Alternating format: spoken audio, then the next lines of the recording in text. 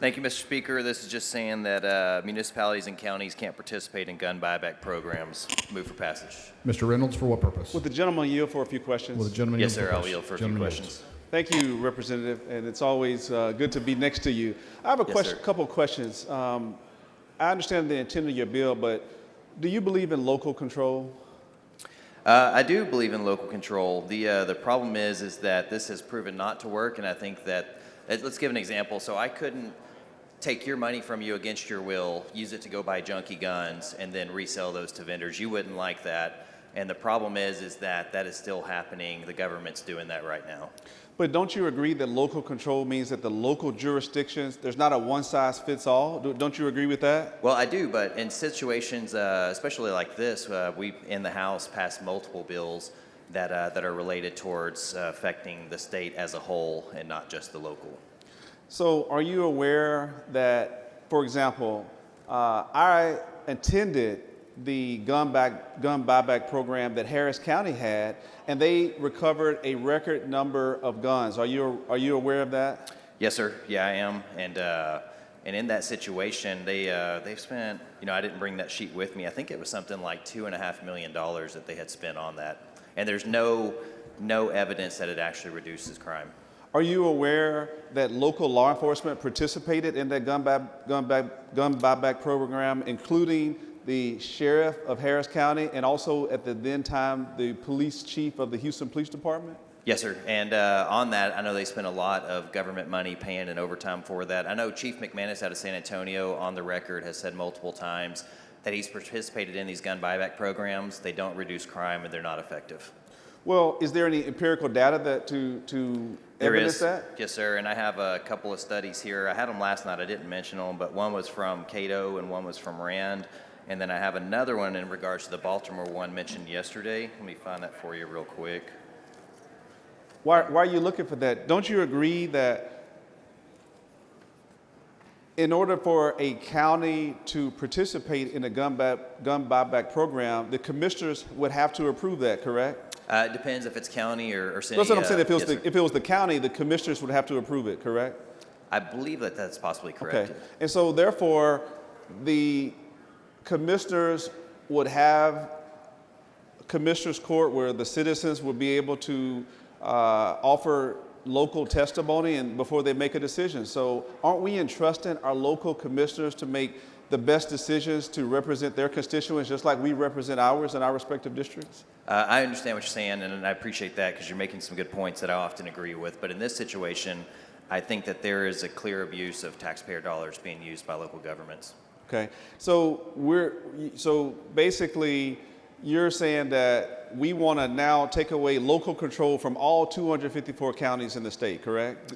In this instance, yes, sir.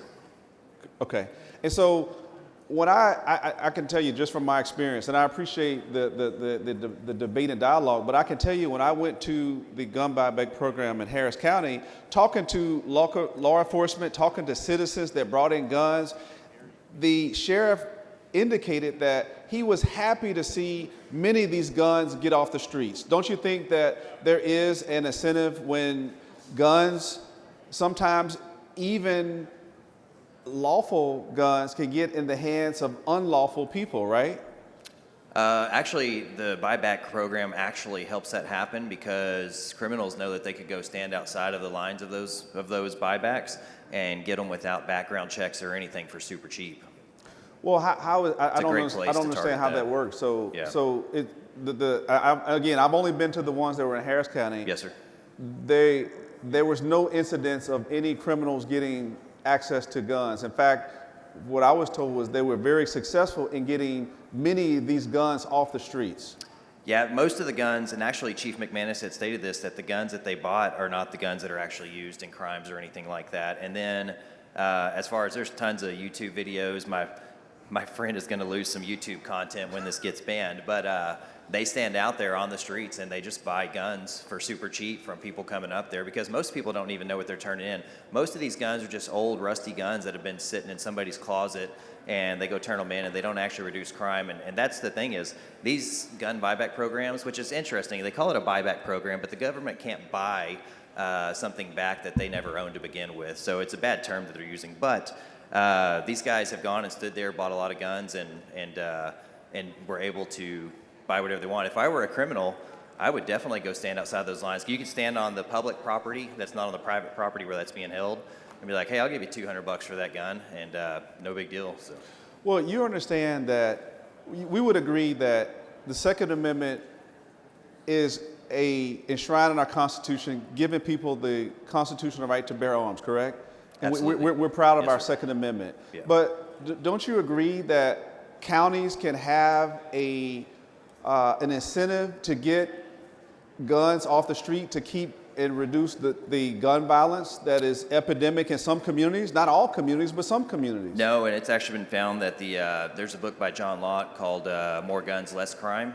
And the idea, which goes back to Baltimore, which was one of the first gun buyback programs, getting basically people not having guns in there tells the criminals, hey, your targets are now easier to go steal from and rob. So. Well, I mean, I can tell you this, that, and I don't want to divert from your bill, Yes, sir, no but problem. in this state, we've had a high amount of gun violence. We've seen a record number of school shootings. We haven't had any common sense gun reforms. We haven't raised the age. We haven't closed the gun show loophole. We don't have background checks at gun shows. So there's a number of things that we can do to tighten, to make gun reform necessary. And this is a local way to address local communities keeping guns off the streets. And now with this bill, we're going to take away those local jurisdictions' ability to do what they think is effective for their jurisdictions. Are we effectively saying that they're not allowed to do that, something narrowly tailored? I do understand. I really do appreciate you bringing, because I understand local. I'm a big local government control guy. In this situation, I think it's necessary. But you mentioned the background checks. Did you know most of the shooters have or would have passed the background checks? Those background checks. So Sutherland Springs, which my friend was the one that stopped the shooter, that shooter had passed the background check and killed 26 people inside of that church. And so I don't think that removing guns, there are some instances where somebody, maybe doesn't want a gun in the house and they need to get rid of it. And there's many ways to get rid of those guns. And easy way is just go to a gun store and say, hey, I don't want this gun. Can I just give it to you? They'll do a transfer. They'll put it into their inventory. And it didn't cost the taxpayers any money. And you could promote that and say, hey, got a gun you don't want? Here's the gun stores, go give them. And it wouldn't cost the taxpayers a single dollar to do that. So, well, I thank you for the dialogue, and I hope that we can agree that we should aim to have common sense gun reforms that protect people's Second Amendment right, but also make sure that we keep guns away from mentally ill, from criminals. The people shouldn't have them. Red flag laws are great examples of things that have worked in other communities. I think that gun buyback programs are a good faith effort to keep guns off the street. Thank you. Thank you. Appreciate it. Mr. Speaker, gentlemen, you have questions? Will the gentleman yield for questions? I'll yield for questions. Gentleman yields. Thank you, Mr. Speaker.